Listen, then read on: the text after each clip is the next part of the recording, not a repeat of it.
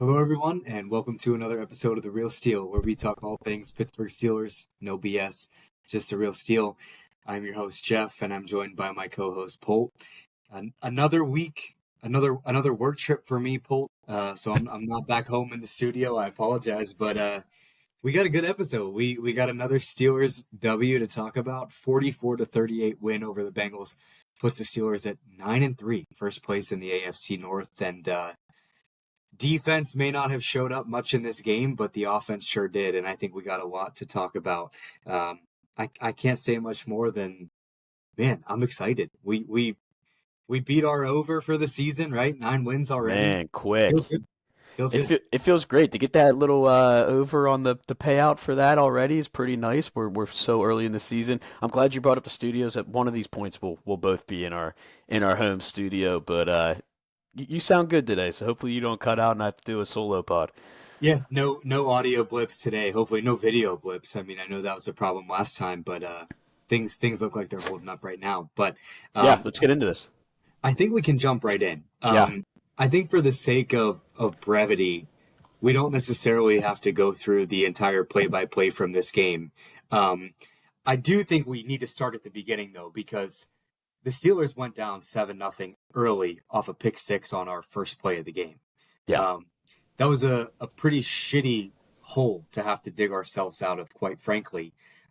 We certainly answered. We certainly were able to come back, but to put ourselves in a position like this after you force a three and out by the Bengals right away, that kind of sucked. And I don't really know what else to say about it. Just to go down in that hole again after, stopping the Bengals for three plays right away on their first drive. You have any initial takeaways from that Russ play? I mean, it looked like yeah. George Pickens got his helmet grabbed and thrown to the ground, but of course that's us as biased Steelers fans, right? Um, Yeah, I mean, like you said, we went into the week. We talked about this last week. We were worried about could we keep up with the Cincinnati offense. We know they scored touchdowns. We were not scoring touchdowns, and to get a three and out right off the bat was a great way to start. That's exactly how the Steelers want to start. We want to give the other team the ball and hold them, and we did just that. And then we looked like we had a promising. I mean, we didn't go that far, but we had a couple decent plays, and we're moving the ball a little bit. And then all of a sudden, that interception really put a damper on it. I don't think it was. Um, I don't think it was being biased. He definitely had his helmet. He was dragged down by his helmet. I mean, Gene Steratore said it was illegal contact, right? Um, Yeah, absolutely. So I mean that was just a tough way to start. Any momentum we had, we gave them life back. I know it was just like the second drive of the game, 3 minutes in, but I thought it was going to be a really big difference. But that's where you got to talk about the offense. They responded in a hurry.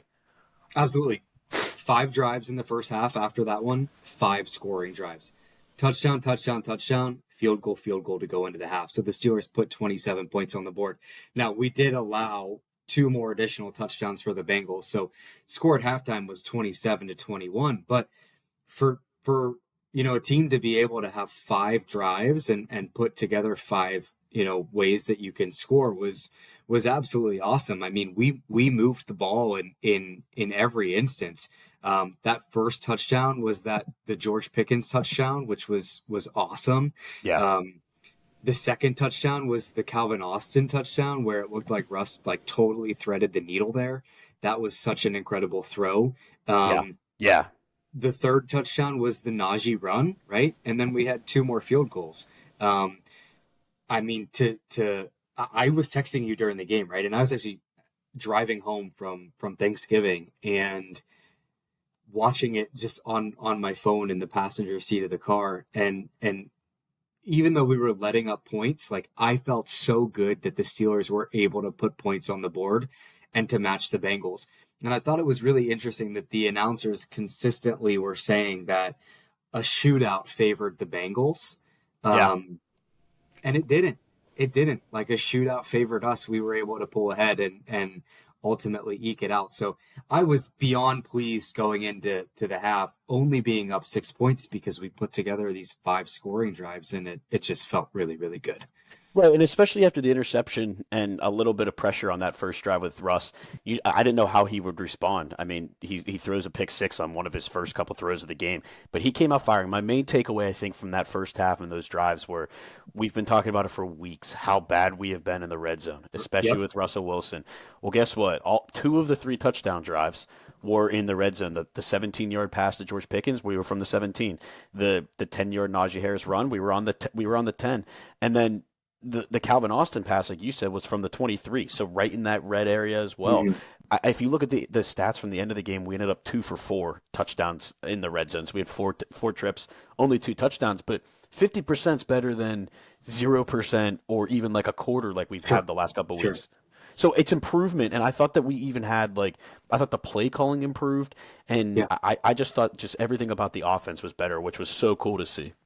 So do you feel like this was a legitimate like area of focus that we improved upon from, I guess, during that mini buy? Because Mike Tomlin went out and Yep. straight up said like that's what we're going to focus on is our red zone offense. And it seemed like they sure did. So I guess maybe a better way to phrase the question, like, is this a reflection of those few extra days and that extra attention towards that red zone offense? Yeah, I definitely think so. Because if you listen before this game in the press conferences leading up, you mentioned Tomlin said going into that mini bye they were going to focus on it. Well, Tomlin afterwards said they put emphasis on it and put a lot of time and effort into figuring it out.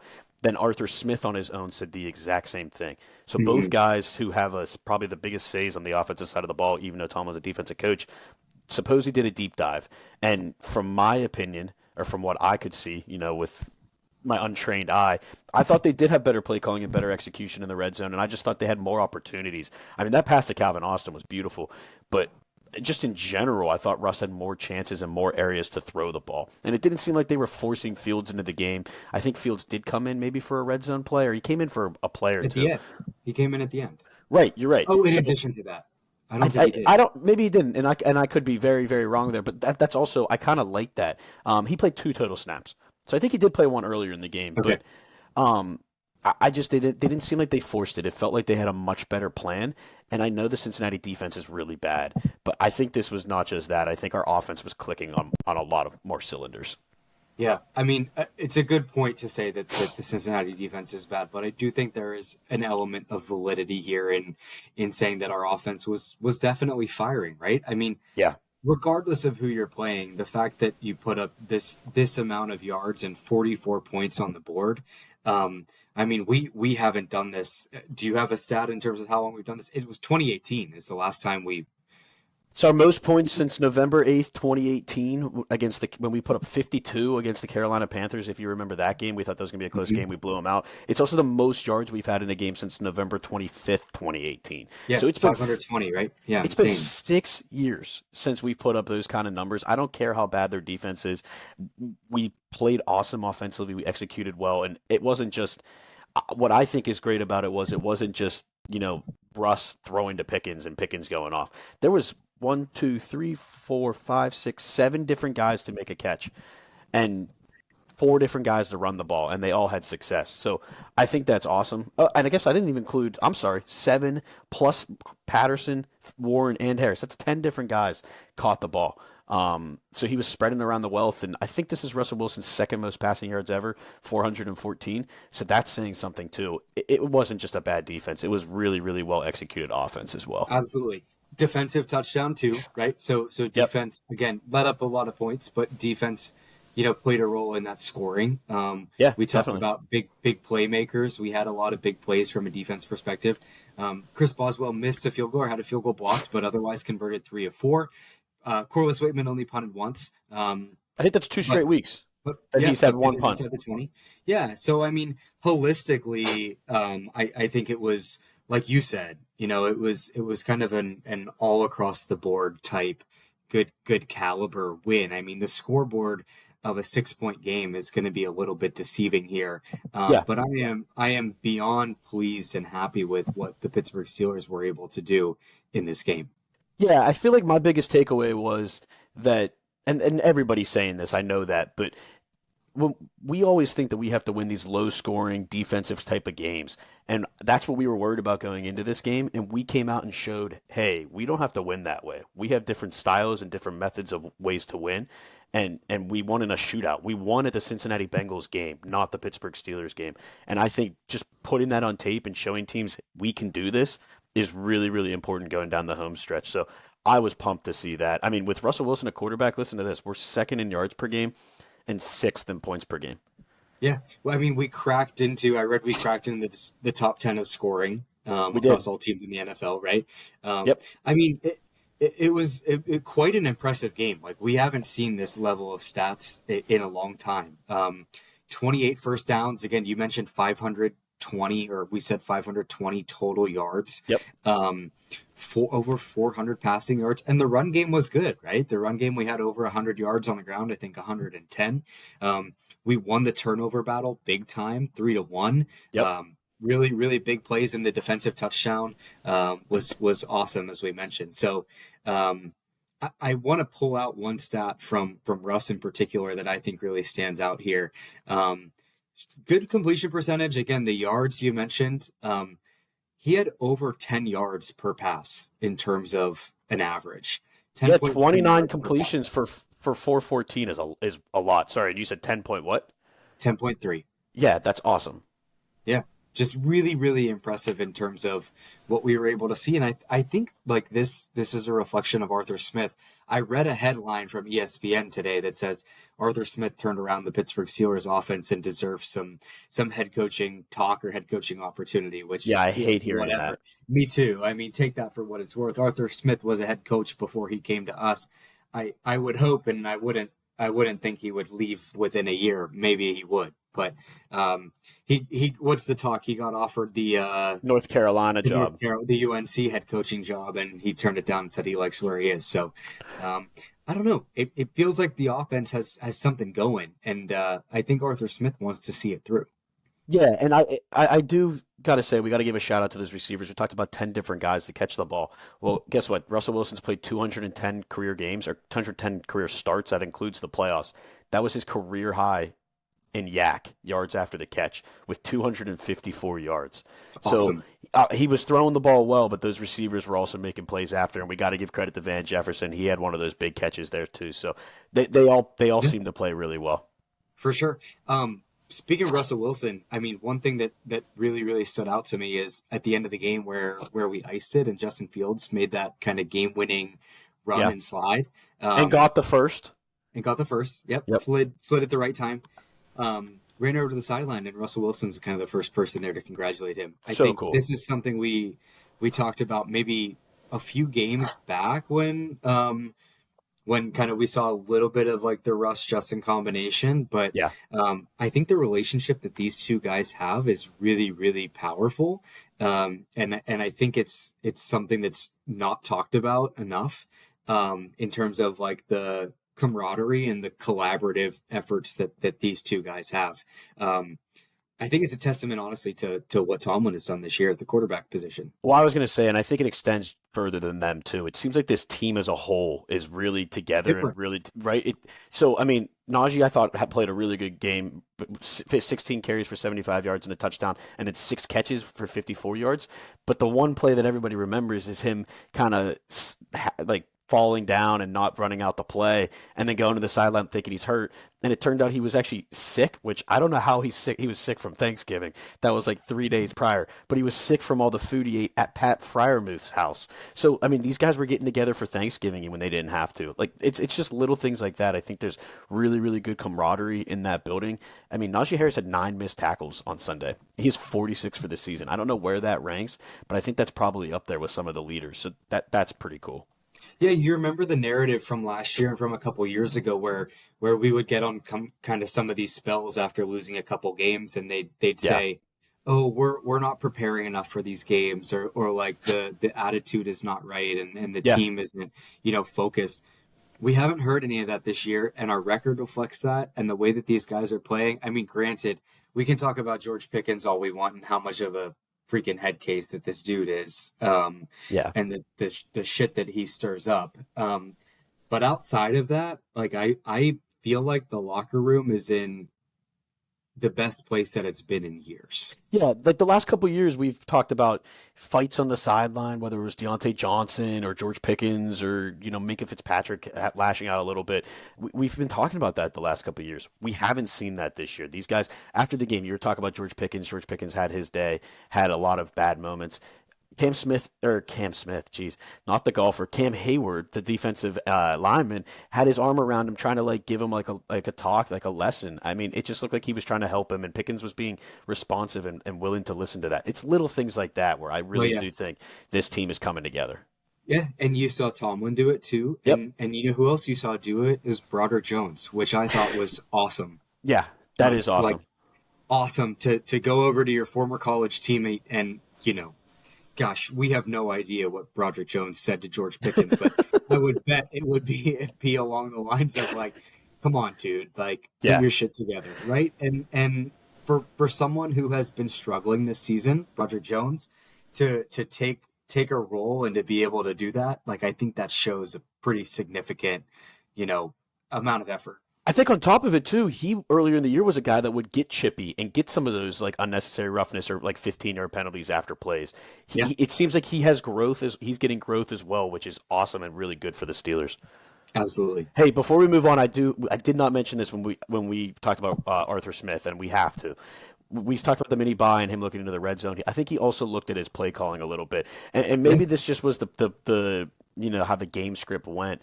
But we talked about last week on first down they ran the ball 80% of the time. This week they had 32 first down play calls, 18 were passes, 14 were runs.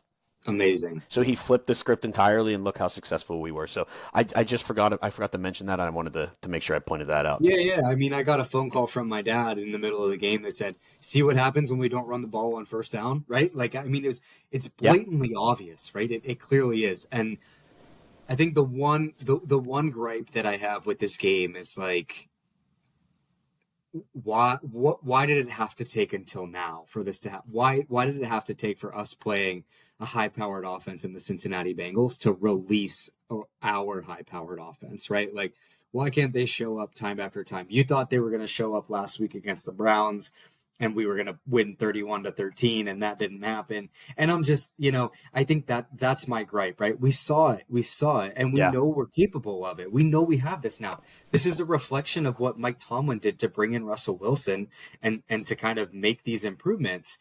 But that's what's frustrating to me a little bit is like, why did it take until now? And we're going to have games the rest of the season where we're going to put up 17 points on the board, and it's going to be really frustrating knowing that we have this in us. But nonetheless, I mean, at least now we know, right? Like, we haven't seen this literally for 6 years.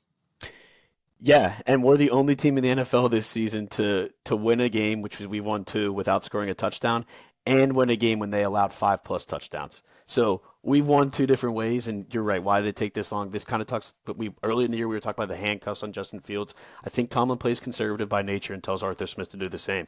But now the cat's out of the bag. You can't put it away now. You got to Mm-hmm. keep playing this way, and I completely agree with you. 100%. You want to talk about defense? What do you want to move into? We talk about defense. I mean, defense, it's not a lot of positives, to be honest with you. I mean, they did what they needed to do, and I guess they held the Cincinnati offense to 32 points or something like that. 38. Well, but there was Oh, the pick minus the six. touchdown. Yep, yep. But, like, I mean, I thought they held Jamar Chase in check, which was until that one long pass at the end of the game, and we were kind of playing prevent. Joe Burrow didn't look comfortable. The pass rush finally got there.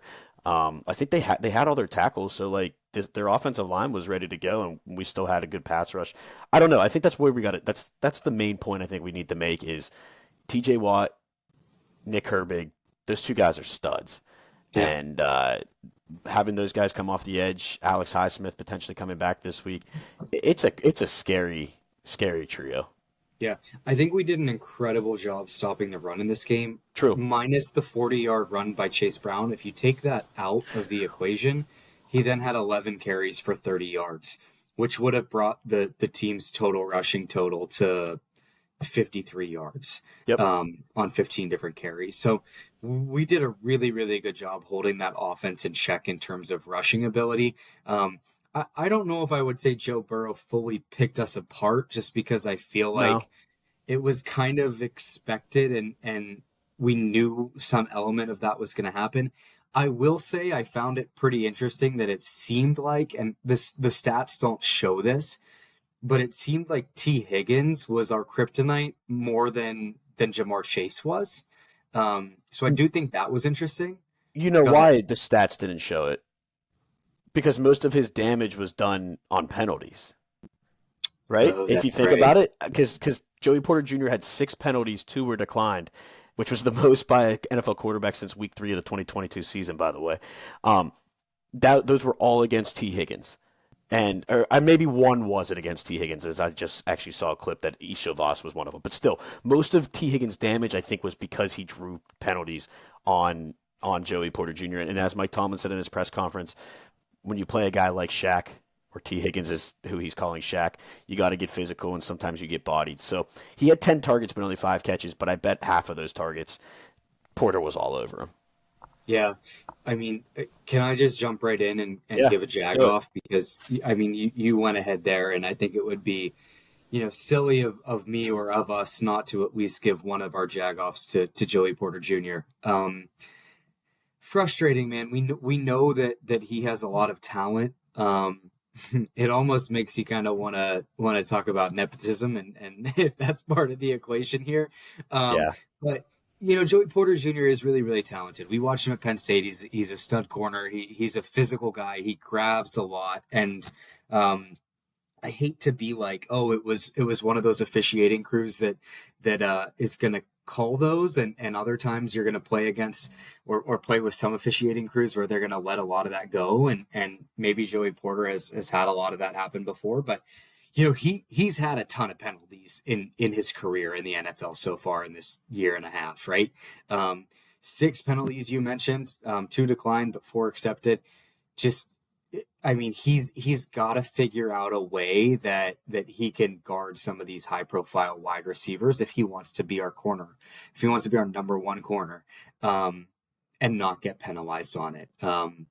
Can't be handsy like that in the NFL. And he's been handsy like that ever since Penn State. He's Yeah, always yeah, been a handsy guy. And like you said, I do think it depends on the crew, but I think he needs to be better at adjusting to the crew. He has 14 penalties this year. 12 of them are in 3 games. He had 3 versus Denver, 3 versus Washington, and 6 versus Cincinnati. Uh, I mean, it's really bad to have that many in 3 games. It's good he only has 2 the rest of the year. But, like, come on. You're a professional. You know who the crew is coming into the game. Like you said, he just needs to adjust and make better plays. He's shown he can cover some of these guys, but maybe stop using your hands a little bit, and hopefully he can learn to get better at that. I think he's totally deserving of a Jagoff. yeah. I mean, I have to, right? He I played a mean, bad you game. He almost did not play well. Yeah, you almost want to give a little bit to George Pickens for being a little bit of a hothead, but Joey Porter Jr. certainly I think outweighed everything that we saw there. Yeah. Far and away, I think the player that had a couple things not gone our way, like those penalties, could have and would have turned the game to be in a different direction. Well, and he almost got thrown out in the first half. I mean that second uh, flag. We'll talk about that in a second. But that second flag was. I thought it should have been. I've never heard of a call like that where it doesn't go towards ejection. They said like it wasn't one that would count towards his second for an ejection. I've never heard that before. But like I mean. That could have totally changed the game. If you take George Pickens out of our offense, I don't care how well we're clicking. That's just a threat that isn't out there anymore, and I think that's a big deal. I will say that penalty though, not to defend him, but the penalty for like the finger guns or whatever, there's been a lot of stuff going online, and I completely agree. I'm looking at it right now. Josh Allen and Patrick Mahomes this past weekend did the exact same thing and didn't Didn't get get flagged. flagged, but Pickens did. Now I will say those 2 guys, I mean, they are like the poster childs of the NFL, but they don't have a history of this behavior. Pickens does, and so he's going to be targeted. I will say that, and he's like one of those guys, like one of the hard foulers in basketball or something like that. They're going to throw the flag a lot more quickly. We've seen his antics on the field all season, all ever since having him. He's a great player, but he does need to get his head out of his ass. Yeah, 100%. So you giving him a jag off, or you going somewhere else? No, I'm going somewhere else, and I'm going with a Polt special. I don't even know if you know this, but I'm. Do you remember Jermaine Pratt, the middle linebacker for the Cincinnati Bengals? Remember how Sure. he was a terror last year and was talking all that crap to us when I think they beat us last year? Well, guess what? Coming into this game, he tweeted out this last week, I guess. We will win next week. Believe that. Work to win. He guaranteed on Twitter they were going to win. Guess what? They didn't win. And Jermaine Pratt, for that reason, I'm trying to look at his stats right here. 13 tackles, so he did lead the team in tackles there. But nah, come on. You can't come out and guarantee a win against a team that's 8-3. Come on, man. You got to be better than that. So Jermaine Pratt, it's my jagoff. All right, that's a Bolt special right there, if I've ever heard one. Absolutely. That wasn't very good, to be honest with you. What do you mean he guaranteed a win and we kicked his butt? We dominated them. I think that's good enough. You better have a good balls of steel for us. I do have a good balls of steel. You want me to give it to you? I do. My balls of steel. There's a lot of options here, and There are a lot of good options. And I feel like we do need to mention some of the guys. Russell Wilson, Najee Harris, whatever, T.J. Watt. I'm not going to give it to Cam Hayward, right? I'm not going to give it to one of those guys. I'm going to give it to one of the under the radar guys. I'm giving it to our CB2, Dante Jackson. Dante Jackson, did you know that he is, let me pull this up, he's tied for third in the league in interceptions with 5. He's 2 behind Kirby Joseph and Xavier McKinney. He had another one on Sunday. I think that's the most he's ever had in his life playing football, going all the way back to high school, 5 in a season. That's pretty sweet. I don't have the numbers, but I'm pretty sure he was covering Jamar Chase, or at least, part of a double team on him for a lot of the game. I know Cam Sutton was on him a good bit too, because he plays in the slot. But he was definitely a major part of shutting down Jamar Chase. And I just think he's been really good, and he allows Joey Porter Jr. to do what he needs to do, and he just takes care of business on that side of the field. So I think Dante Jackson was one of the best pickups we had this offseason, and this was one of his games that I think was worth shouting out. I will say, speaking of that move, it was a straight-up trade, Dante Jackson for Deontay Johnson. Dante Jackson has more interceptions in the past 4 weeks than Deontay Johnson has catches. Deontay Johnson was a healthy scratch last week for the Ravens. They're talking about cutting him. I mean, this is not going to be 2 teams this year that he got kicked off, basically, and the Steelers were ready to do the same, or they did in the offseason. So Dante Jackson, what a great bright spot he's been, and that number 2 cornerback has been an issue for us for years. So the fact that we found one, I had to point him out. So Dante Jackson, good work. Yeah. No, good call. I would honestly jag you a little bit for giving your balls of steel to a guy who had 0 tackles in this game, but I think he did have 0 tackles. Well, you know why? Because he stopped Jamar Chase from catching the ball. Okay, right. So that's why I'm going to give it to you, and I would be a little bit hypocritical to get you on that, given who I'm going to give my balls of steel to had 1 catch on the day. I'm going to give my balls of steel to a guy, number 15 on the Pittsburgh Steelers, Ben Skoranek. Okay. Wow, you hate him. I don't hate him. Listen, he became one of my favorite Steelers in this game. Not my favorite Steeler, just kidding. But in all seriousness, listen, Ben Skoranek had a really, really good play in terms of the reception that he made. 1 catch for 23 yards, just on 1 target. He caught the only ball that was thrown his way. But what stands out to me for Ben Skoranek is this guy, at least through what I see, is he has been Miles Boykin's replacement for this year, right? He stepped into that special teams role, and he's getting, a few random snaps that we see on the offense.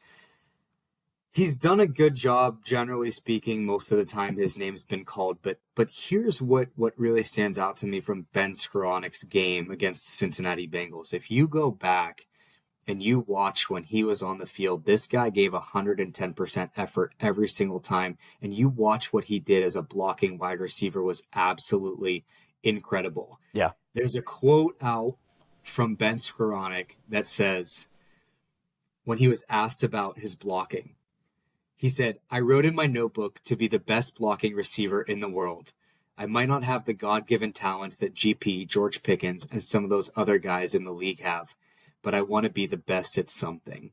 And I think Ben Skoranek showed that ability in terms of blocking in this game against the Bengals, right? To me, that's very, very Hines Ward-esque, right? Yeah. Skoranek had a pancake in the game. Just just really, really the type of guy that goes totally unnoticed and steps up in some of those big moments. So yeah, on the box score, the dude had one catch for 23 yards.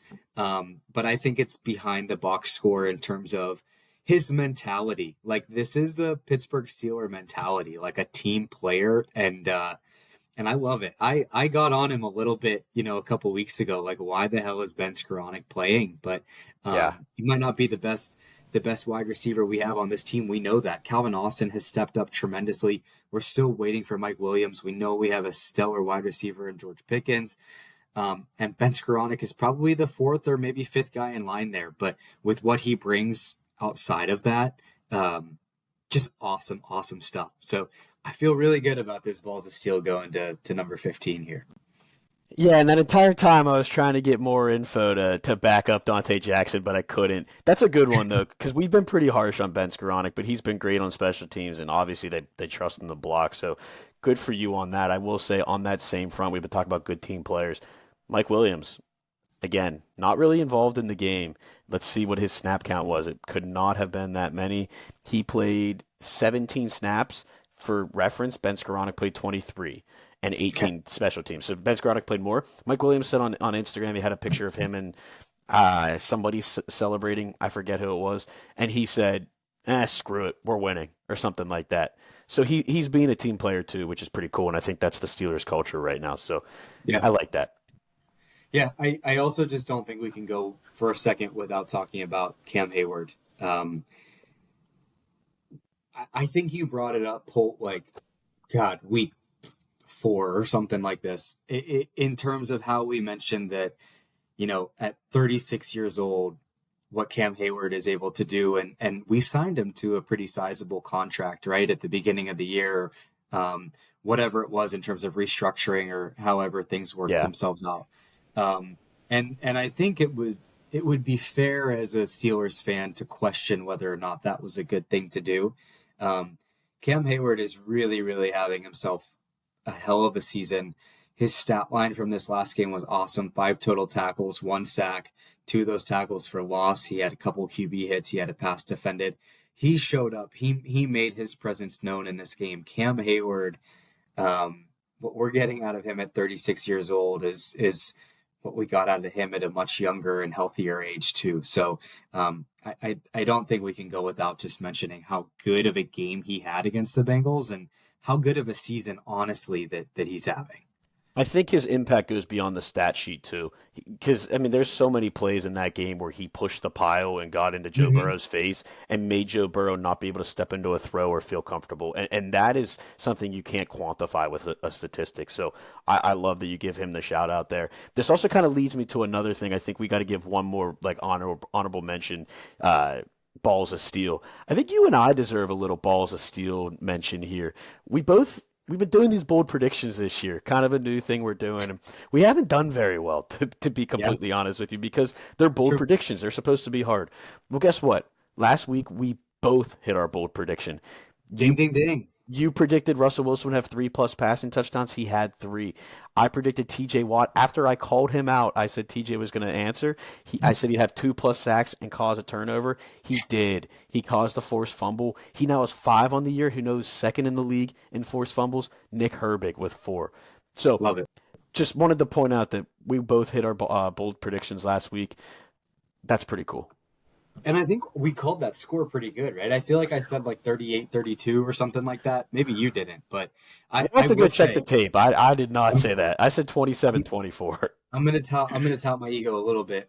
I'm like 95% certain that I at least said it's gonna be a shootout, and it's gonna be a high scoring game, and the Steelers need to put points on the board, and that's what led me to say 3 passing touchdowns from Russ. And man, I also got to tell you, I was in Florida over Thanksgiving week, and it sucks because you can't sports bet in Florida. And had I been able to, of course, I probably would have built an elaborate parlay, and 6 out of the 7 things would have hit, and yep. And I wouldn't have hit anyways. But I definitely was pretty adamant about this overhitting and 3 touchdowns from Russ and Steelers money line, and they all hit. And I'm a little bummed. Would have been a pretty good payout in terms of that, but it is what it is. Hindsight's 2020, right? So, Yeah, that's all you. Yeah, um, nothing you can do about that. nothing we can do. Okay, is there anything else you want to add about this game against the Cincinnati Bengals? No, I think we pretty much covered everything. I do have something that's not related to the game Yeah, let's hear that it. came out. They started releasing the Pro Bowl votes this week. I think it just came out, and I just wanted to mention that we do have some guys that are pretty high up. So the top 10 Chris vote Boswell? getters for each position are out. Chris Boswell is number one for kicker. TJ Watt is number one for edge. Christian Kuntz is number four for long snapper. Cool. Zach Frazier's sixth for center. Dante Jackson's third for corner. Beanie Bishop's sixth for corner. Cam Wow. Hayward's fourth for D line, and Minka's eighth for safety. So we do have some guys in there. We'll see how many make the Pro Bowl, but wanted to just point that out. Yeah, yeah, no, cool set. Cool to mention. Just while we're on kind of the random type things, I think you brought this up earlier, but it is worth noting Alex Highsmith hopefully, probably will be back. We've been saying that it seemed like he was going to come back maybe last week or a couple weeks ago. Yeah, last Um, week. but I think we feel pretty good about Alex Highsmith being able to return. I still don't know about Corey Trice and Montravis Adams. It seems like they're both working themselves back off of IR, but I don't know if they're going to fully be activated ahead of this Browns game. Yeah, and I guess the comment was Mike Tomlin did not say a Highsmith would be back, but he had a very big grin on his face when somebody asked if he would be back. So everybody thinks he'll be back. Montravis Adams, everybody thought would be back last week. To your point, I don't know what's going on with him. Hopefully he comes back. And Corey Trice, I don't think a word's been spoken. So we'll see. Okay. Okay, so let's talk just very briefly about this upcoming game that we have against the Cleveland Browns at home this Yep. Sunday, 1 p.m. game. Steelers are opening as 7 point favorites or 6.5 point favorites, Wow. despite the loss that we just had in Cleveland a couple weeks ago. I think it's 24-19, by the way, is what that score was in that Snow Bowl that we had. Um, I think it's interesting that we're opening as 7 point favorites, knowing what happened, but being at home and coming off of this big win that we had, I think it certainly can be justified. This is the fourth divisional game in a row that the Steelers have played. Right, we played the Ravens, Browns, Bengals, and now the Browns again. So Yep. tough to play AFC North football back to back to back. But like we talked about a few weeks ago, this is a Cleveland Browns team that really is not that good and that we should be able to beat. Cleveland's coming off a little bit of a shorter week, having just played Monday Night Football. Yeah, I think a few things that might play into that. I believe the weather really did. I hope we prove that the weather really did play a factor in that game and hurt us more than it hurt them. But the Browns are also 1-5 on the road, and we're 4-1 at home, with our only loss being that Sunday night game against the Cowboys after the hour-long weather delay. So they're really bad on the road. They just went to Denver, like you said. They're now coming to a short week, coming to Pittsburgh. I feel like that's what leads to the 7 point favorites. But let's hope we can live up to that, because we know it's been a dogfight every time we play Cleveland. But historically, the last couple of years, they've been beating us at their place. We've been beating them at home. So I think that's been going on for at least like 2 or 3 years. So let's hope we can continue that trend. I know I gave the stats a couple weeks ago, but we'll give them again here. They're 29th in points scored, scoring 18 a game. Looks very similar to us the last couple years. Passing, they're pretty good. We saw Jameis Winston throw the ball pretty well against us. They're 13th, but they're 30th rushing the ball. Nick Chubb did not play that much yet last night or in that Monday night game, so we'll see what happens there. Defensively, they're 26th, but they played a really good game against us. They're 20th against the pass and 23rd against the run. So I hope they take any training wheels or any leashes off and they just let it fly like they did last week, and we can put up some points. So we'll see what happens. I will say what I originally thought was the Jameis Winston interception king. I was going to say that we get 3 interceptions on our defense. He just threw 3 on Monday night, so maybe that's not that bold, but I'll change it up. I'm actually going to go a different route. I'm going to say, and this one's very bold, I'm going to say Mike Williams has a receiving touch or has a touchdown. There's part of that is he played a little bit more snaps. Maybe they get him more involved. Who knows? We've been saying that for weeks. But really what I think it might come down to is Calvin Austin went out with a concussion, I believe. And I don't know if he's going to play or not. And so if he doesn't play, Mike Williams has to step up. Like there's really no other option. And so I think he gets more involved in the game, at least in the script or the practice leading up, because Calvin Austin might not practice. And I mean, he played more snaps than Calvin because he went out injured. So I think Mike Williams gets a touchdown in this one. So, oh, and I didn't give a score prediction. I'm uh I'm going back to the well.